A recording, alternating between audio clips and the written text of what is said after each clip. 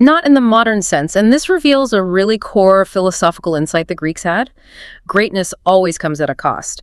Every single hero had what they called hamartia. Hamartia. Yeah, it's often translated as a tragic flaw, but it's more than just a mistake. It's like an intrinsic part of their character. Achilles' pride, Hercules' rage, Odysseus' trickery that ultimately leads to their downfall or great suffering. The idea was that even the greatest among us aren't immune to their own nature and its consequences. So, okay, we've covered flawed gods, myths explaining nature, symbolic monsters, complicated heroes. What does all this actually mean for us today? What's the lasting impact? That's the big question, isn't it? And the legacy is huge. These ancient stories laid the groundwork for so many enduring ideas in, well, Western philosophy and psychology. How so? Well, thinkers like Socrates, Plato, Aristotle, they constantly used these myths. They referenced them to explore human nature, ethics, the structure of the world. Plato's famous allegory of the cave. Yeah. Many scholars see direct parallels and inspiration from the myth of Orpheus descending into the underworld to rescue Eurydice. And fast forward a couple thousand years, you get Sigmund Freud. Oh, right. The Oedipus complex. Exactly. Named directly after the tragic story of King Oedipus, who, unknowingly fulfilled that terrible prophecy.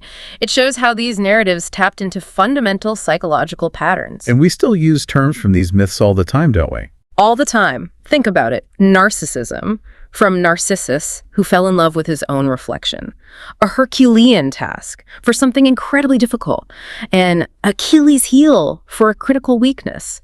The language is still peppered with these ancient references. It really is. Okay, so beyond the big names, Zeus, Hera, Apollo, Athena, our sources mentioned there's a whole world of lesser-known figures and stories, too, right? Kind of hidden gems. Oh, absolutely. There's a fascinating cast just below the main Olympians, like Hypnos, the god of sleep. Interestingly, his twin brother was Thanatos, death. Sleep and death as twins. That's evocative. It speaks volumes about how they saw the connection. Then there's Nemesis. She wasn't just about revenge. She represented divine retribution and, crucially, balance.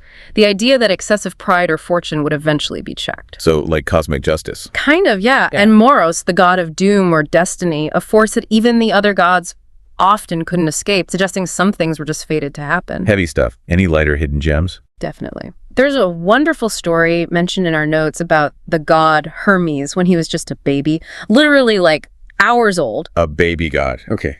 He snuck out and stole Apollo's sacred cattle. Super clever and mischievous.